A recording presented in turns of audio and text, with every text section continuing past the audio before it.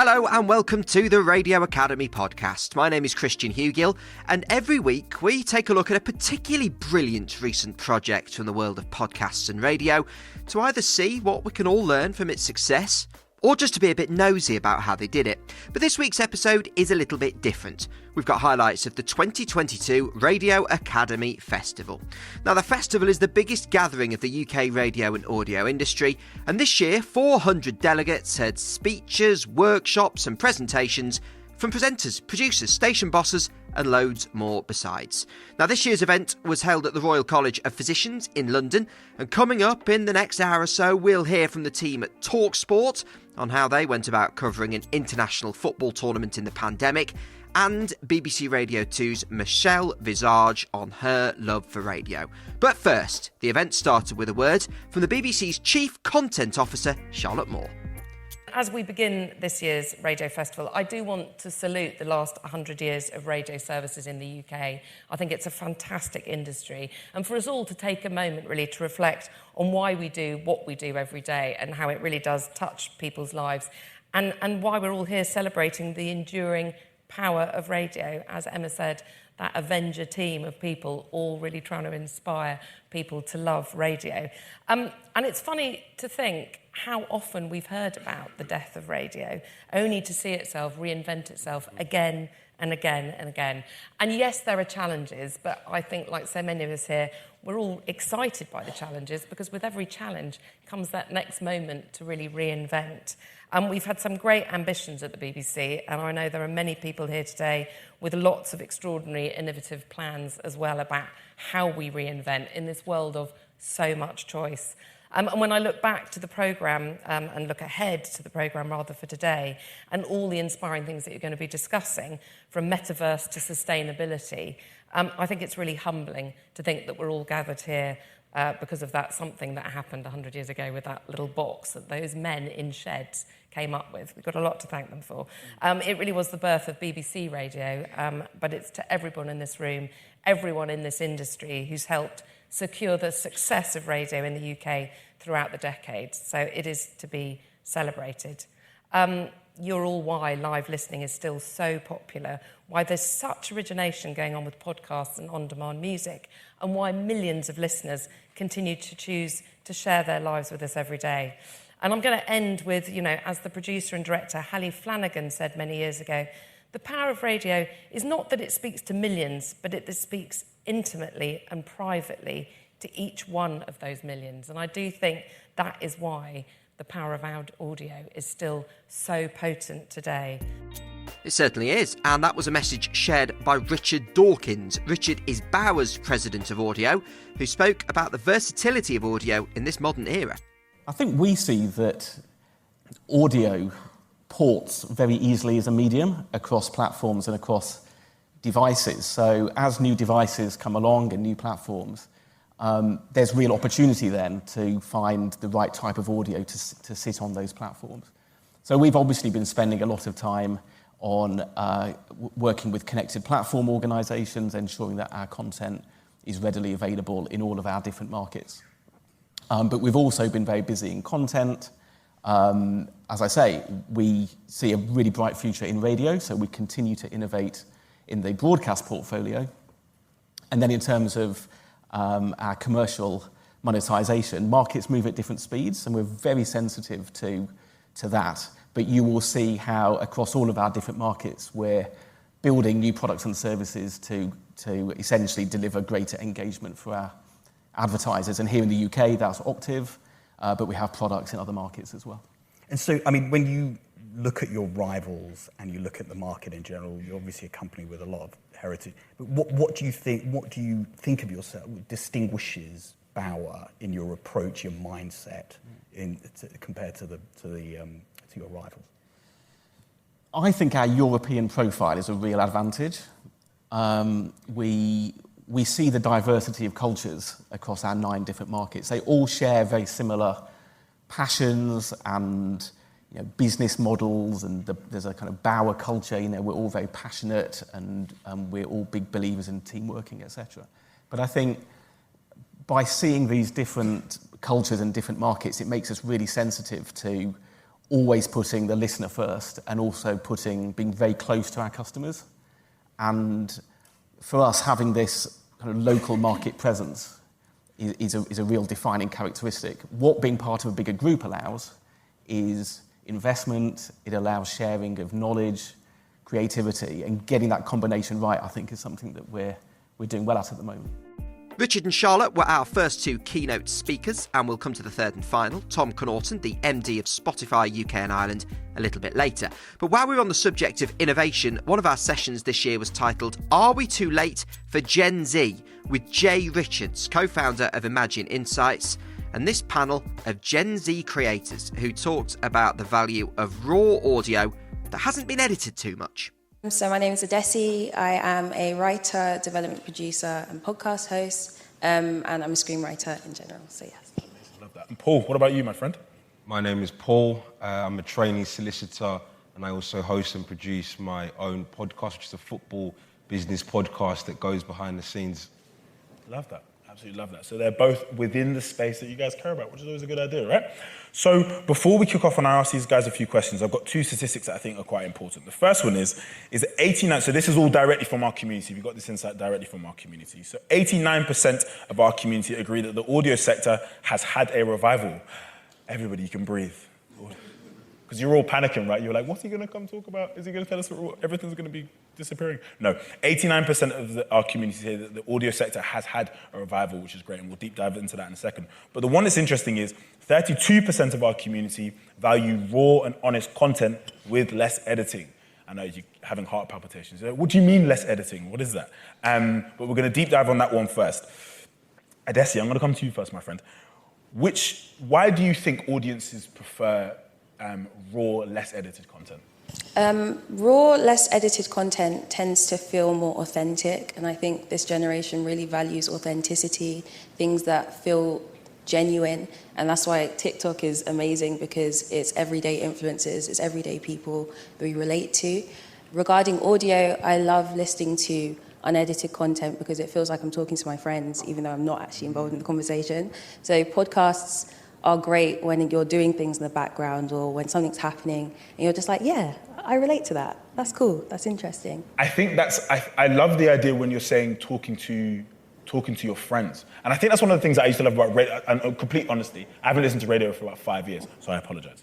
But, and when I speak to a lot of our community, it's not too dissimilar. But the interesting thing is I like the idea of talking to your friends. Why do you like that? Why do you like that vibe of it feeling like you're talking to your friends? Because everything is so digital at the moment, I feel like we've all kind of built these weird parasocial relationships with influencers and with presenters and all these people online. And it's I don't know how to describe it. It's just feeling connected to people that you don't know, but you kind of aspire to be like, or you hope that you can have some form of relationship with. So there's the side that there's like the celebrities that you're like, yes, I want to know what your life is like. I want to have a bit of insight. There's also the side of people who grew up like you. Even though they're close enough, they're still far enough for you to still have a relationship with. Amazing. Paul, what about you? Yeah, so I think the key words that sort of Adesi mentioned there, authenticity, I think is so important, and also personality as well.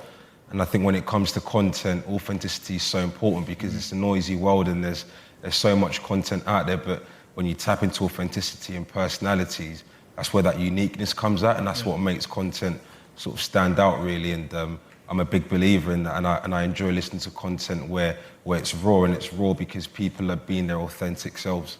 Yeah, I think probably the most commonly used word in the Gen Z space at the moment is authenticity.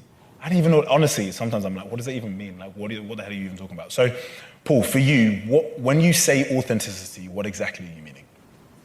By authenticity, to me, that effectively means the ability to just be yourself in the content. So, for example, with a podcast, it's so easy for you to change the way in which you speak, change the way in which you communicate in terms of with your co-host, for example, or with your guest, or your line of questioning, but just tapping into who you are as a person, because that will resonate with the listener. Because at the end of the day, when we're talking about audio, we're talking about a very personal piece of content, and I think that's really important. We've already heard a fair bit about the power of audio, with some of our speakers suggesting it's had a bit of a resurgence. Another thing that's battled back is the Eurovision Song Contest. Audience figures in this country are sky high, and the UK's entrant this year, Sam Ryder, stormed to second. A man at the heart of the BBC's coverage is passionate Eurovision superfan and BBC Radio 1 legend Scott Mills. And this year we brought the two together for a chat. Absolutely no shade here to any music bosses or any former Eurovision acts, but I found... No. They were all good in their own way. But we all know that the Eurovision song can be a slightly tricky sell to a radio station. So what do you think was different this time? There was definite, a sense of allyship with radio in general for the campaign. So you would obviously, I don't know if anyone in this building knows the full story, but Scott called me and kind of convinced me, or maybe put to rest my worries, because there are worries doing something like Eurovision. We're both incredible, big fans of it, but still, because of the, the stigma that it has of the career ender or the poison chalice, there's a certain trepidation of saying yes to it, but we had that lovely phone call. Yeah, it was 2 hours 20 on a Sunday. Yeah. And heavy for a Sunday. My roast was freezing. But it was a difficult one for you because obviously, and other countries in Europe, as we know, don't have this stigma. Mm-hmm. But there is, and it did exist, and still does exist, of that's going to be the end of you. And you were on the edge of something huge. Look at the TikTok followers. You've been signed by a record label. So if I was you, if I was an artist, it's definitely in the balance of would I do this or would I not do this? Yeah. You know? And I think there was a crossroads of, do you play it safe, or do you go and sort of explore this open goal that's legitimately been left completely open? No one really wants to do it, and you can't not see the opportunity that was lying there. And more so as a fan, because to turn down something that you're such a big fan of because you're afraid it doesn't look cool, I think it goes against what so many of us would probably love to say that we stand for. You know, if we love something, we go and do it with our whole heart. If it doesn't, if it's true to ourselves and our spirit. So to not do that because you were chasing coolness or success would have just been fundamentally wrong, and I think I would have, well, I know now, I would have regretted it. Yeah. What role do you think radio played in the campaign? Like I said just now, that allyship, it really, when you've taken the dive and the plunge to do something where you're a bit sort of, you've said yes and the phone goes down, you're like, okay, bugger, I'm doing it.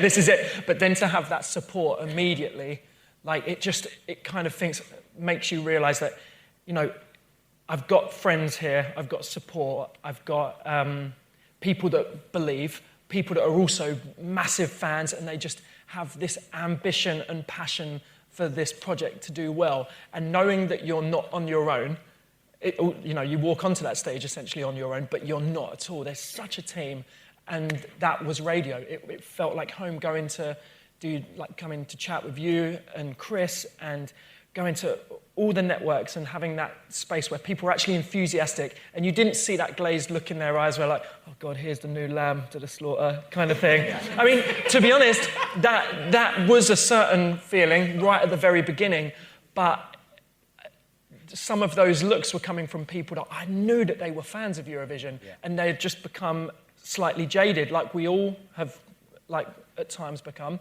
And that was actually a really nice challenge, to have that resistance, not just going to do an interview where you're like, so what's next for you, or how's it going? It was an actual conversation, no, let's discuss why we're not treasuring this wonderful thing, and that made it way more exciting. Yeah. Obviously, you saw that we first connected on an Instagram Live, which was in lockdown, which you saw at the start of that video. And I'll be honest with you, there were, this year in particular, there were some other big names in the frame, or a couple of big names in the frame for the contest. But I just had, when you have to sometimes go with your gut feeling, and that's what I said to you on the phone that day. I was like, this is not going to turn out bad, and I just had a feeling. See, I wasn't totally sure of that, because some people were telling me, yeah, there's a few other people that want to go for it, but then I found out that some of those people hadn't ever got the phone call when I met them and spoke to them. So there's always a bit of, like, plumping. Oh, yeah. Apparently you were going to do Eurovision. There's loads of people want to do it. If you don't say yes, you can lose out. And if you want to hear Scott talking to me on this very podcast about his 24 years on BBC Radio 1, scroll back after you've done with this one. Right, 2 clips back to back next. Very shortly, we'll hear from Labour MP turned podcaster Jess Phillips. But first, while we're on the subject of news and current affairs, let's hear from BBC Radio 4 Woman's Hour presenter Emma Barnett, who won Best Speech Presenter at the 2022 Arias. Emma spoke to Harriet Scott. Going back to the moment when you won Best Speech Presenter at the Arias this year, what do you think helped get you there this time? I'm laughing because I've since revealed that I had been through a medical procedure about 8 hours earlier. So I was actually on quite a lot of drugs, which was maybe different drugs to other people, but I don't know. So I just thought, right, OK, I've got to get on stage and get off stage. And I genuinely am unaware of what I said on that stage. Because I have been very open about my IVF experiences, and I had my egg retrieval that day, and I was not going to miss the Arias, because a lot of your life when you're doing fertility treatment is controlled by a medical schedule that is unrelenting. So I was even more thrilled to win, because it was a new job with a new team, and I had and we had all worked, I should say, exceptionally hard on it. But I was also happy I stayed upright. So there were 2 things going on there. And your question about to get to that point, I mean, I think no matter how small the interview is, I'm always trying. I mean, small in size, minutes, as well as perhaps you might not know the person, or it's a bit quirky item. I'm always trying to find a bit of an edge, or a bit of something that you can take away from the programme and maybe have to talk about afterwards, or just put in your mind. I also mentioned to you, because just meeting you properly for the first time this morning, that I think you come across as just fearless and fabulously brave. And you've done some incredible jobs previously, but when you take on the juggernaut that is Woman's Hour and your predecessors, you don't take them on, but you're taking on that you've had many. I'd happily take them on. I'd welcome them all to the programme. It'd be quite a show, wouldn't it? Does it? I mean, did you find that a hell of a responsibility? Did you ever consider saying no to it? No, I think it's something that though, because it's such a big part of the Radio 4 and the podcast landscape now, you want to do it well. You want to do it the way that you think could work. And I think putting the listeners at the heart of it, it's now a full hour, and having a relentless focus on exclusivity is a very big part of what I hope to continue to bring. Which brings us nicely on to Kate Bush. There was Kate Bush. I mean, there's Kate Bush. There was Kate She doesn't speak to anybody. She was there. She doesn't on the speak phone. to anybody. She's hello, to it's you. Kate. I said, oh, hello. Was that exciting to speak to her? It was.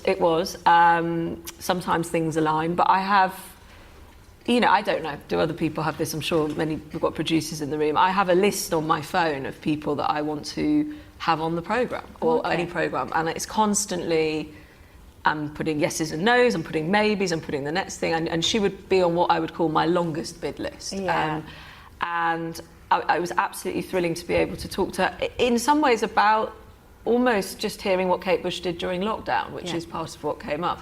You want to know. I certainly wanted to know. So that was, it was lovely to just hear her on the phone. Who is at the top of your list right now? Well, I'm not telling you the very top, because I don't want to say.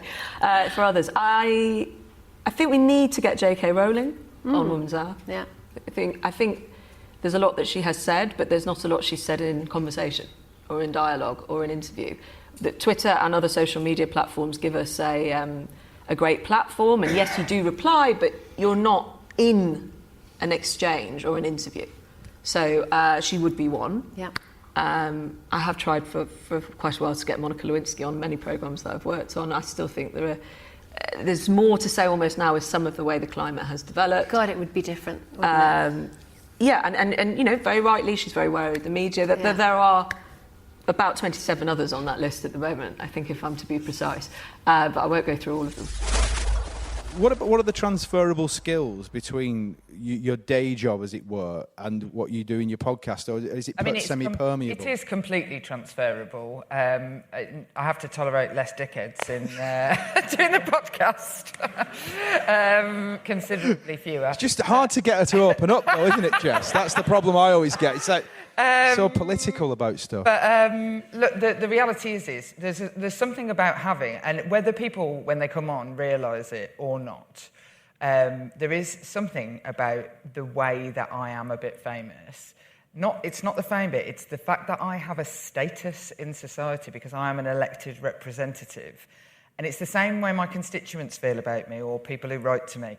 It's a reverence that people don't even know that they have, that imbues, weirdly, you're going to think that this is weird, that you're trustworthy, and that there is a level of almost like a level of confidentiality when they're talking to you. Like a priest or something. Like a priest. It's a similar like kind of confessional thing. Yeah. And so the main transferable skill, which largely comes from years actually before being a member of Parliament and working with incredibly vulnerable people and expecting them to sort of bare their soul to you within the first 5 minutes of them meeting you, is I have to do that all day, every day. People come to my office in their hundreds every week to tell me their deepest, darkest fears and the things that they've been frightened to admit to other people.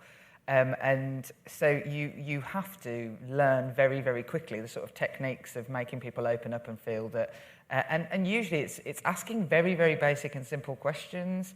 Like people, I worked for years with victims of domestic violence, and people think that you can go to training and be trained to say, to be brave enough to ask the question about if somebody's a victim of domestic violence, but all you have to do is say, is everything all right? It's not rocket science, actually, to get people to tell you things about them. And what I found on the podcast is that people will immediately act with me as if that we've been friends for years and years and years. And there's an element that people think that they know you, like anybody in the public eye. But it's just, often I'm sat in my conservatory wearing pyjamas, vaping away on the Zoom call. So it seems like a relaxed environment. What my husband says, it's like living in a laudanum den. A laudanum den. Just plumes of cinnamon smoke everywhere. I think that it's really transferable, the idea that you have to get to people's feelings about things very, very quickly, and that they feel that they can trust you. Jess Phillips talking to the brilliant Sean Keaveney there as we take a look back at some of the highlights from this year's Radio Academy Festival. Now, we've had the news, so in traditional radio style, let's go to the sport. talkSPORT's team were also on the Aria's winners stage. talkSPORT's breakfast presenter Laura Woods spoke about the highs and lows of following England's journey to the European Championship final in a Euro 2020 tournament delayed by the pandemic. Laura was also joined by talkSPORT's co-commentator and presenter Leanne Sanderson and the station's main football presenter Adrian Durham. We were so lucky that whole tournament, because England had done so well and got all the way to the final. It was a dream, wasn't it? Like the whole summer, that month was just amazing. And it is different. You do feel different. That summer was, you'd wake up every morning and you would be in a good mood because you know that everyone else is in a good mood and it was sunny and there was so much to talk about. You're riding this wave of a whole tournament. Tournament football's like nothing else. And then the morning after, I was at the final. The morning after, that was hard. It was hard to get up. We start the show at 6 and it was hard to find the right tone, because normally on that breakfast show, you've got to be upbeat no matter what happens. I just did not feel like being upbeat at all. It was so depressing, wasn't it? And then we had to cover it from what actually happened. So not only did England lose, but the surrounding area of Wembley and what was happening on the ground at Wembley, if you were fans, you couldn't ignore it. It was horrendous. There were fights. You guys were all there on Wembley Way as well at Box Park. The way that some of the fans were behaving was terrible, and the state of Wembley as well, with all the glass on the floor and kids trying to get through the mess. We had Greg Dyke on, the former FA chair, and he essentially said on air, I didn't see anything, it was fine. And we were like, wow. And that was an interview that was going out live. And you have these moments when you cover something like that. You've all experienced them before, where you sort of stop for a second. You're like, I can't actually let that go, but I have a lot of respect for this person. But millions of people are listening, and I was there and I know what I saw. So you have to challenge it as it comes in. So it was a really strange morning that morning. There were lots of different things we had to cover it in the right way. Yeah, Leanne, I want to know about what it was like being there on Wembley Way, but I believe we've got some audio of you. Should we have a little listen? I mean, I think what Gareth's done that other managers weren't able to do, like Capello, is bring the divide back again. I think the fans at times, Wembley wasn't even getting sold out. There was almost that fans were losing their love for the country, and I think Gareth Southgate has really brought that back again. And I think it's really good when you see, I know Bukayo Saka on the unicorn, and people might laugh, but these guys are allowed to have fun, and I think it's great to see them playing with a smile on their face, because it's... I mean, that's great. It wasn't a real unicorn. Okay, any similarities from being on the pitch to then the airwaves? I mean, I think obviously being at Box Park, I was fortunate enough to be there every single England game, and the atmosphere was absolutely incredible every single game. And then we'd throw to Adrian and the guys within the stadium, and it was fantastic and it was brilliant. And I was able to do it this summer as well with the England team, with the women's and the Lionesses. But I think, as Laura said and touched upon, at the final last year with the men's, we actually moved the show inside because people were throwing stuff at us on the balcony. It was with David Seaman, and the fans were just climbing the stuff, booting footballs at us and that type of stuff. And people might laugh. We had to move the show within, whereas it was complete night and day from the Lionesses to the men's team. I was walking from Box Park on Wembley Way to an apartment that I was doing a Channel 4 interview at before the final, and it was scary, and I felt quite threatened. People were throwing beer in the air, bottles of beer, and it was just a really hostile atmosphere. So for me, that was the real downfall, I think, of the tournament. But this year, with the Lionesses, I think it's shown you what people can do. The final was at Wembley. There was no one's talking about the negativity. The day after, yes, we won, but even still, that's unfortunate that was kind of the focus after the men's final was that, whereas the women and the Lionesses, it wasn't like that. Tell me about that win. What was it like for you? I mean, we were on air. I cried. Being a former Lioness myself, played against Germany at Wembley in front of 65,000 people, got beat 3-0 5 years ago, got beat 6-2 in 2009 in the final against Germany. But I think what was quite fascinating is a lot of people didn't even know that we played in that final. And that goes to show you that the coverage, in 2009, how much better it's got. And the fact that talkSPORT, we're at every single stadium. I said to these guys, I don't know how you go around the grounds every single, because I was absolutely shattered. I'd get up and do the breakfast show the next day, and I'm going, Woody, I don't know how they do it. Waking up at 4 in the morning, I was getting back at 3, waking up and doing it. But we love what we do. Yeah. And it was an absolutely amazing atmosphere. But I did cry on air because I feel like it was almost like being a player and lost so many times, not just with the women's team, but the men's team. Not won anything since 1966, and we both cried, didn't we? Yep. And Sam cried, I think. Sam Matterface. You don't mind me saying that, do you? No. I think my lip was quivering. I was trying to hold it together, and I said, I can't hold it together. Laura Woods and Leanne Sanderson talking to Samaya Mughal. Now, let's go back to some music stations. In a moment, we'll hear from the team at KISS, but first, the boss of Six Music, Sam Moy. Six Music, the BBC pop music station for those with a curious spirit, whose music taste lies beyond the mainstream. The one that was nearly closed. Closure. The elephant in the room, the paragraph always written, the question always asked. I'm here to tell you, not today, my friends.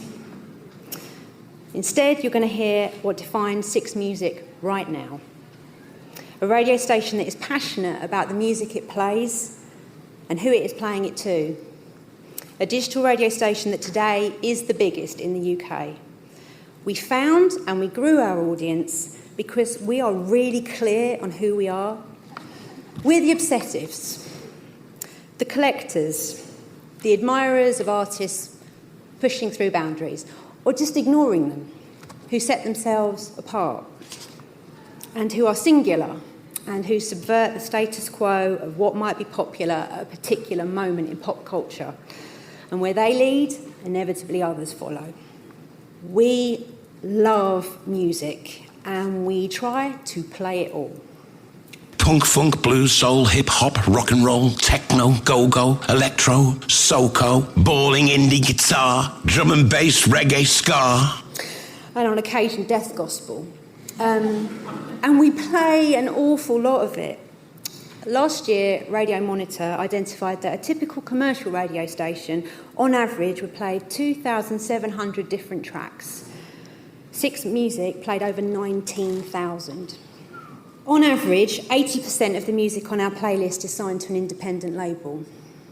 And according to this year's Gender Disparity Report in UK Radio, published by Why Not Her, 50% of Six Music's most played music is by women. In the UK marketplace, we are pretty much the exception and not the rule. So, Six Music sits apart. We challenge what is expected on a radio station. We do things differently, and we do them on purpose. We play Joy Division's Unknown Pleasures in full on vinyl at 11:30 in the morning. We celebrate Japanese breakbeat club culture on a Saturday afternoon when the footy's on. We put together a show dedicated to shoes, and we call it Cobblers. We invite an unsigned punk rock band from Bristol, who'd been going for 5 years, to play a half-an-hour set at drive time, because Steve Lamacq once walked into the Thekla and finally found the band that matched the sound in his head. Idols haven't done too badly since. Uncompromising artists and what they make have a home at Six Music. So too does some unrivalled talent. Marianne Hobbs lay her job on the line to get an interview with an unknown band to be on the front cover of the NME. Giles Peterson is one of the UK's original champions of underground club culture. Don Letts introduced Bob Marley to punk. Steve Lamacq has been at the birth of every British band, from Blur and Coldplay to Idols and Wet Leg. Many radio stations these days play Lizzo. Lauren was 10 years ago. Iggy Pop is our Sunday afternoon presenter. Iggy Pop. Hi, my name's Sam Bailey and I'm the Managing Director of the Radio Academy. And I'm just going to interrupt Christian for 2 minutes to let you know that applications are open now for the Radio Academy mentoring programme supported by Broadcast Bionics. Mentoring can seriously boost your career, and RAMP will give you 6 sessions with an industry leader from another part of the sector, as well as a support structure with all your fellow mentees on the scheme. But don't take my word for it. Here's Emily, who was part of RAMP 2022. My name is Emily Finch. I'm a freelance radio producer, and my mentor was a senior executive at BBC Radio 4. It was a really positive experience to get to know my mentor. I did find it quite scary at first because my mentor was such a senior figure. In a way that was beneficial to meet with them on a regular basis and to find out that they were actually just a normal person.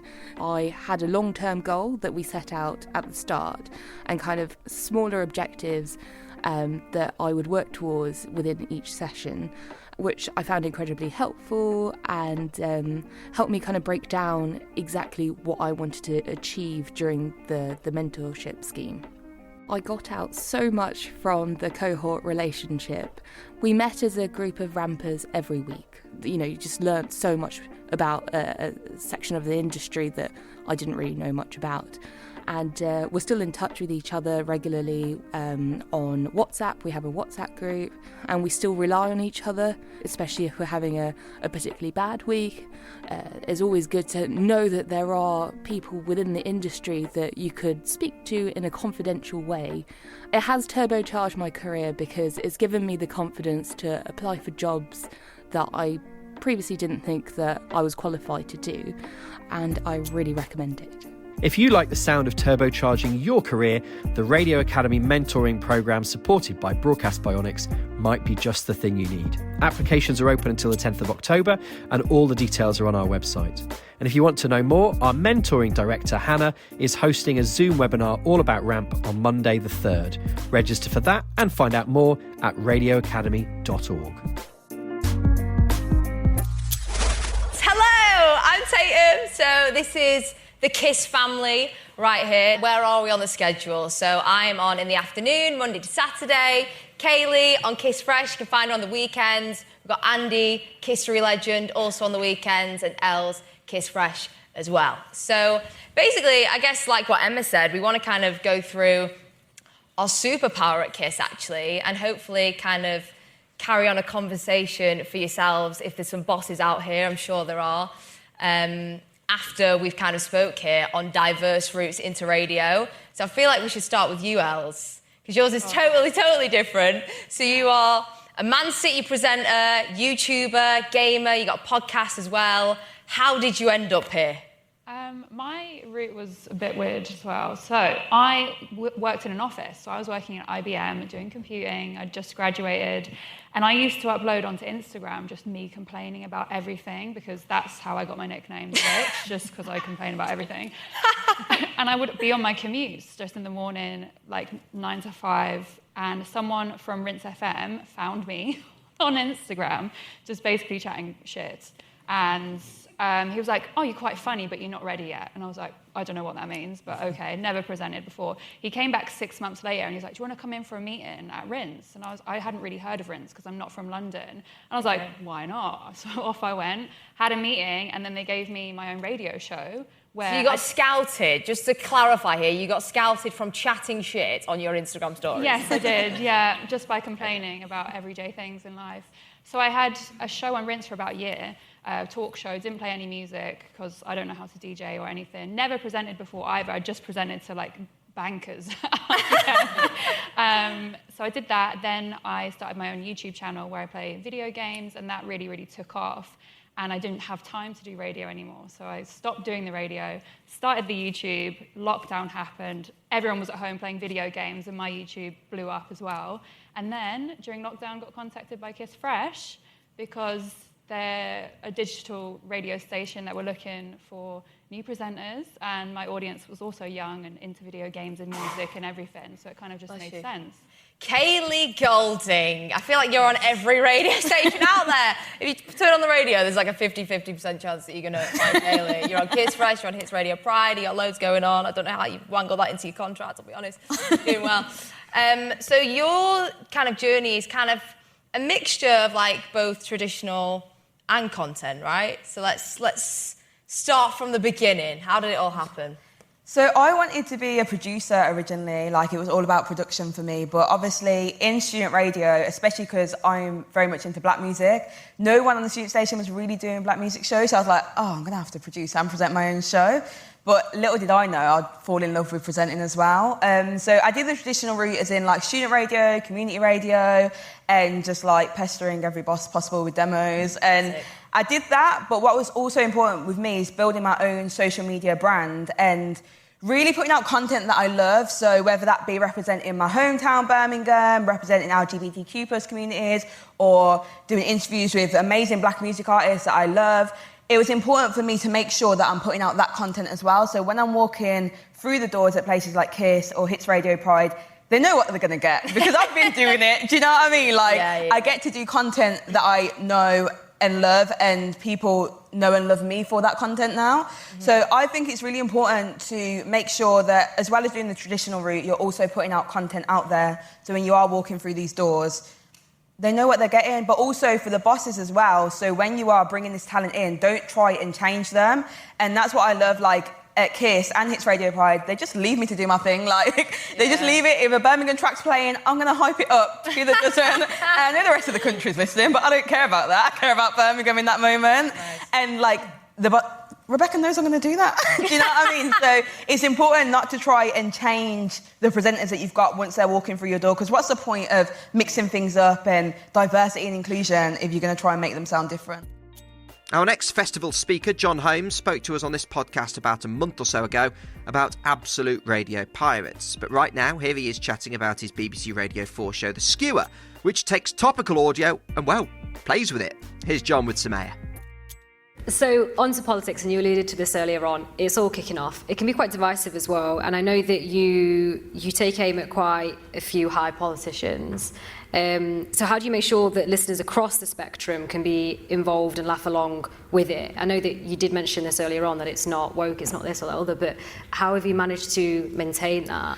Well, I think what we're trying to do, really, is just hold a mirror up to everything that's going on. You know, that's a sound mirror, if you will. That's pretentious. It's from World War II on the Kent coast. It's a case of just going, look, we all know what's going on here it is, right down the middle. Do you get much backlash? Do you get many people in touch sort of complaining? Only the BBC's compliance officers. That's mostly them. No, not really. I mean, there are, because of the vocal lobbies there are about various subjects, so the gender debate or whatever it might be, you know, that people get very antsy about on social media. We've done stuff on both sides of that, again, without taking a point of view. We've just gone, right, here's that and here's that. Make your own mind up. That's the rule. The listener, we're just presenting it all, mixed up, and spat back out with jokes. You make your own mind up about your feelings about it. We're not saying right, wrong, left, right, we're not saying anything.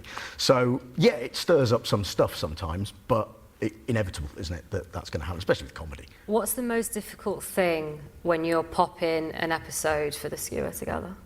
What's the most difficult thing? Yeah. It's the phone call I'm waiting on now, which is compliance. Calling me up, which inevitably will happen, where they go, now, right, how are you going to justify that? And I'll have to make something up. But you've managed to do it. There are a couple of occasions. I'll give you another for instance, right? This is the one we did have to cut from the last series, right? We had Boris Johnson talking about everything that was going on, right? And it was a shambles of Brexit and Northern Ireland, and the news that week was all about that and Partygate and everything else. And we'd mixed it in with a clip from Fleabag, okay? And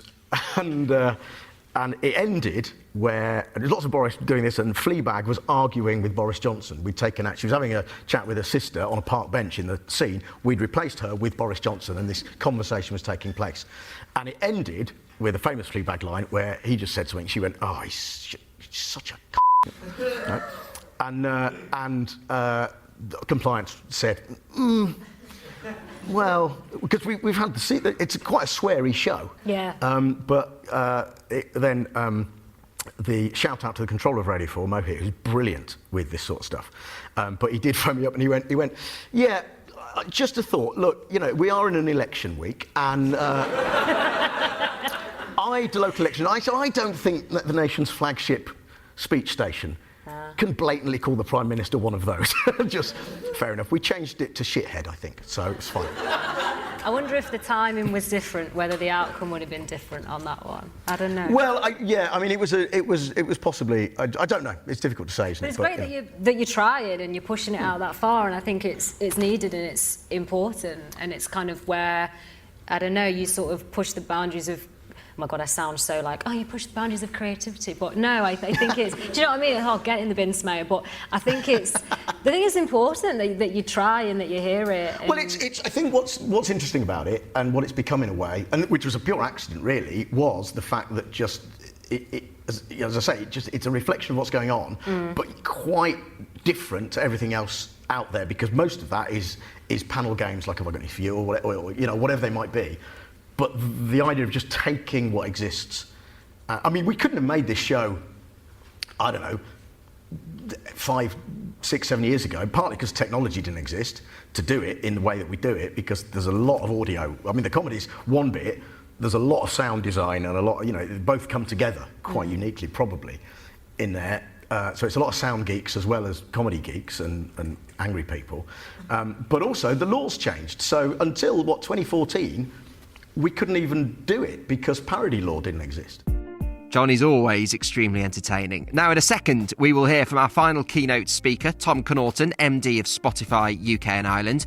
But next to the team behind Bars, a fascinating programme for National Prison Radio, hosted by Lady Unchained and made by the team at Folded Wing, Carl Boss and Karen Pearson. The team spoke to Danielle Perry. Radio is, first thing is sometimes thought of as entertainment, isn't it? This also is a really important audio project, isn't it? In terms of the people you were talking to and creativity and writing and access to shows like this. How did you find that from a presenting perspective? So obviously I do a lot of work in prisons, and during that time, obviously, like we said, it was lockdown, so in prison it was 23-hour bang up, and so there was no creativity, no exercises being done or dealt with, and if they were, it was like, hopefully you get the worksheet and you can get involved. So this show for me was absolutely amazing because it got people that, people in prison actually want to listen to. I'm happy they listen to me, but it's always nice when they know the person that's coming on, and to actually really deep dive into how that person gets to the point of maybe they did do a prison sentence and now they're out and they're being amazing artists. And it's just, for me, it was absolutely amazing to just show people in prison that regardless of the times, regardless of what's going on, we can still create creativity and grow while we're in prison and hopefully take that out into the real world, but also to show these artists were saying their truth. Like, we had people, like Hack Baker, who was very honest about his words. And for me, on my original show, Free Flow, I get listeners, they call in and I have to give them feedback. And so I had to be very, even though they were celebrities, I had to pull up some words that, if my listeners heard that, they'll be like, well, Lady Unchained, you didn't tell them off about that line, you tell us off. So it was very important for me to say, but when you said this line, what did you mean by it? And it was always interesting to have that conversation because people in prison really understood it. Yeah, the relatability is so important, isn't it? We have a clip actually from Hack Baker we're going to play right now, who came on the podcast to share his wisdom on creating. Let's hear it now. I'm skint, not even a little bit, I'm talking flat on my fake skis, man, I'm skint, until my phone rings, I'll be praying for a saving grace, fella, I'm skint. Bro, can I just say, the way you put words together is absolutely incredible, and obviously, I had to pick it up, and the reason I picked that line is because you're going to understand this when I say this. Obviously, when you said, until the phone rings, I'll be praying for a saving grace, fella, I'm skint. Now, that phone call, for our listeners, for me and you, in certain areas, like I'm from Southeast London, Council Estate, obviously, and that phone call that can help you not be skint no more could also be the same phone call that can lead you to do a prison sentence. I like. Yes, 100%. Yes, 100%.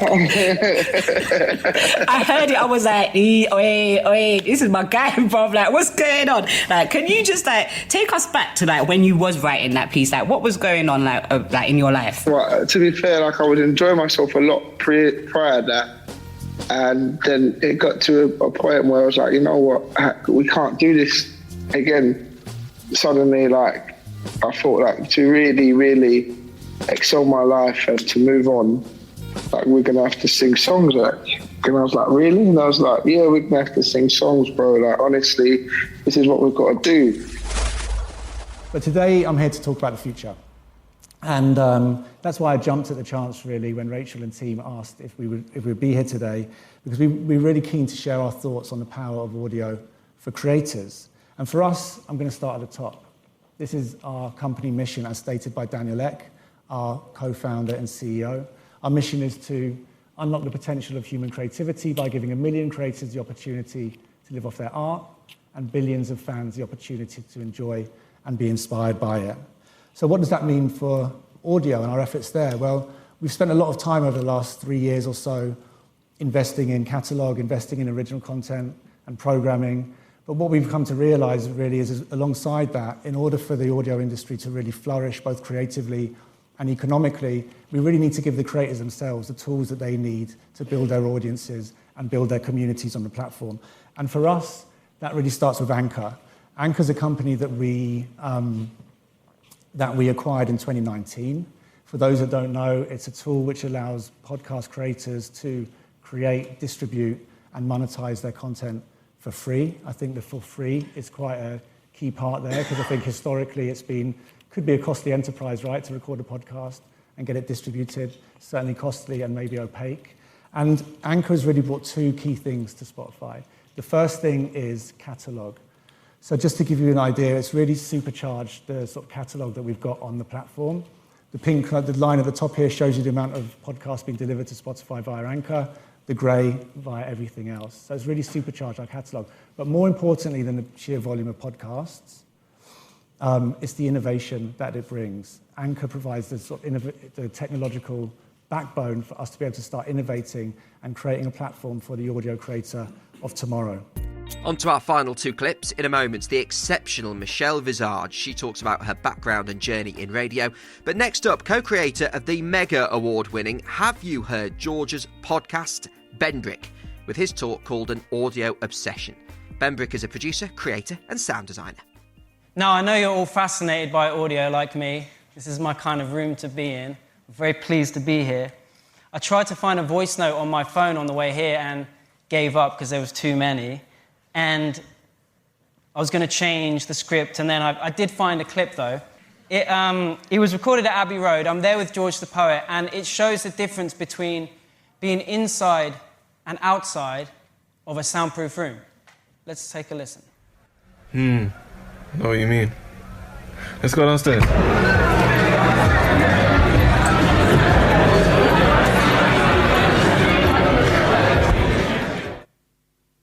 Sorry, it's pretty basic. But I like to have things like that to reference, and we do stuff like that on the podcast all the time. If you heard chapter 2, you'll have heard this moment where we went from outside to inside at a party. My brethren Clifton was a few years older than me. His sister V was cool and his big bro was a G. Long before I discovered the gift of wordplay, I was left speechless one time at Clifton's birthday. His big bro was playing songs that had a certain swagger. And the name of this genre, I later learned, was ragga.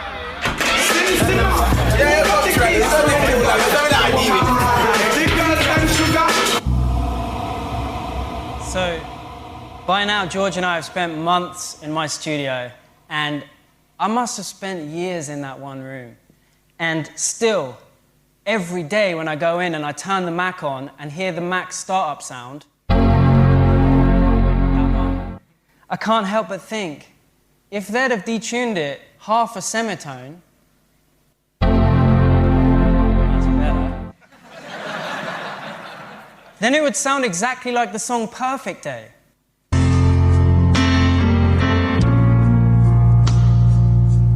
So, literally, every day, that's what I'm thinking when I turn the Mac on in my studio, which is pretty great or pretty sad. Pretty great. Okay, that's not bad. Pretty sad. Oh my God, what an audience. Amazing. Yeah, these discoveries are satisfying. And if you'll indulge me, I want to go one level deeper. Because the other day I realized that my dishwasher beeps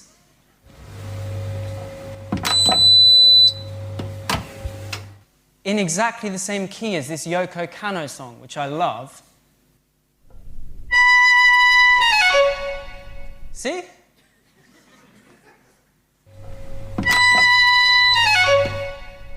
Amazing. You know, they asked if I needed help writing my speech, and I said no. And now they're just like, what is he doing up there? All right. Focus. You don't need to be a sound master to master sound. What do you need? I think two things: perfectionism and putting yourself out there. And I know we have people here running companies and running departments, but I still think there's ideas that might resonate with you. Perfectionism and putting yourself out there are both crucial for anyone building a career in any area of audio. Your connection with radio goes way back. Way back. And then you end up actually working at WKTU with, this is where you start working with RuPaul, as we can see now. So that was February of '96. I was, the record deal thing, we didn't sign a good record deal. It was a very bad record deal, worse than Supremes, worse than TLC, only we didn't have legs to stand on or money to fight it. So sadly, it ended the way it did. And I did a song on the Bodyguard soundtrack, which I wrote and I performed. It was the only non-Whitney song to make it into the movie. Yes, we brought it to Top of the Pops here, which, as we know, can make or break your career in one TV show, which is the weirdest thing I've ever heard of in my life. But it did have that power. And that was '92. And then at that point, it was like, I didn't know where to go because they dumped out on the record. I was signed to Arista. Clive Davis signed me.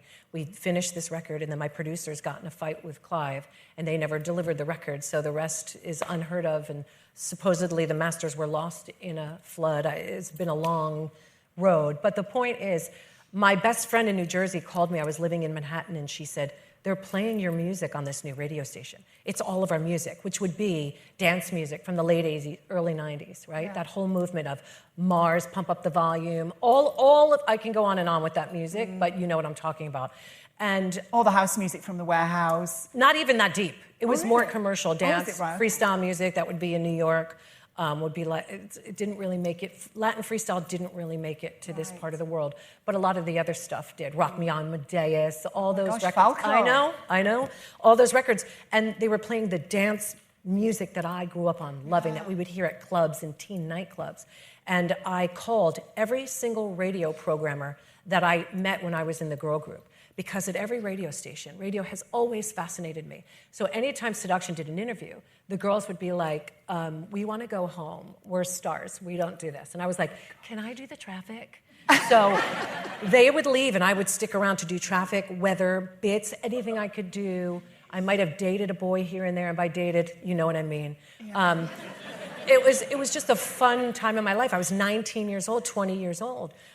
So radio had always been super, super important to me. So when I had the opportunity to get a job on a radio station with absolutely zero radio experience, but I'm a hustler with a capital H. I was not taking no for an answer. I called every radio programmer. And ironically, because this was the biggest launch of any radio station in the past 20 years, every single programmer I called was like, oh, I'm going to be working there. Oh, I'm going to be the music director. Oh, I'm going to... Not one of them had anything to do with it.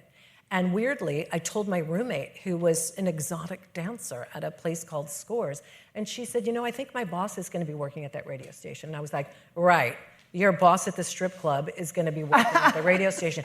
And I actually went for a meeting at the strip club with these two guys who were like, and I was like, okay. And they actually were. They were going to audition. So they in a strip club? In a strip club, and they were going to audition for this 100,000-watt radio station. They were putting so much money into this stick. It was unbelievable. And what they did was called stunting in America. So they would audition for breakfast a week at a time with different personalities to see how the audience responded. And I started with the first one as a person out on the street. So I'd be like, hey, it's Michelle Visage at the Tesco. I'm giving away Radio 2 T-shirts. Come see me for the next half an hour. And if you say, I'll give you a free T-shirt. So it was that type of thing. And all the upper echelon were in town from Chicago. And they said, who's that girl? Yeah. Because I wasn't jaded or bitter or ruined by radio. I wasn't what they wanted me to be. It's the truth, guys. So they brought me in the next week to be with somebody. And they said, we want you to do traffic with him. And I was like, cool. They said, you ever do traffic? I was like, yeah, a lot. So I was like just doing whatever I want. I remember there was a report of a car fire, and I called it a carbecue, and I was just doing all these things. No idea the levity of the situation, the gravitas, and I was like, but they loved it. And then the third one that came in had somebody he wanted to bring with him, so I was like, oh no, somebody's going to get my job. And then the fourth one, they wanted me back for the fourth, so this is week 4 of the stunting, and they bring us to a room, and they said, you meet to see how it's going to go, and in walks RuPaul. And I had known Ru from the club days, and he looks at me, I look at him, it was Fashion Week, and we were going to be broadcasting live from the Fashion Cafe, and he looked at me and said, of course it's Michelle Visage. All roads lead to Visage. And that's where our career started. They put us together, and the first ratings book, we beat Howard Stern. Yep. Now, I didn't know this. So I was on a SAG-AFTRA salary, and I didn't know anything about money or anything about ratings, so I did that first year for like a potato, basically. But you do when you first start out. You literally will work for nothing. And I did. Yeah. And then many stations follow, because I don't think a lot of people know this, and the fact that they see you on Drag Race and on TV shows. But you're a radio person. Just so you know, I'm not just a random American, and just so you know, because I see a lot of, bring back Tony Humphries. Let me tell you something right now. Tony ain't going anywhere. Tony is loved, okay? Gary is loved. They are major talent that we couldn't live without. My hat goes off to these people. But just so you're comfortable knowing, I have done only breakfast radio for 17 years. Through 2 pregnancies, yes. Loved hearing about Michelle's radio journey, and I cannot think of a better person to end on. Really hope you've enjoyed this look back at this year's Radio Academy Festival. It was so great to bring so many different people from the industry we all love together in one building. But it is only possible thanks to our lovely Radio Academy members. Trust me, they're all lovely people, all of them. And you can be too for just £3 a month. It doesn't just give you the warm glow of knowing you're supporting our mission to drive excellence in radio and audio, but you also get access to more than 100 videos of recent events and loads more. Just search Radio Academy membership. It is only £3 a month. And if you've got something brilliant going on that you think we should be sharing with the world on this podcast, email us podcast@radioacademy.org. And next week, another very lovely man. Rhys Parkinson looks back on 20 years of 1Extra. Find out how the station celebrated and just why Rhys and its loyal listeners think it's so special. I look forward to talking to you then. Bye for now.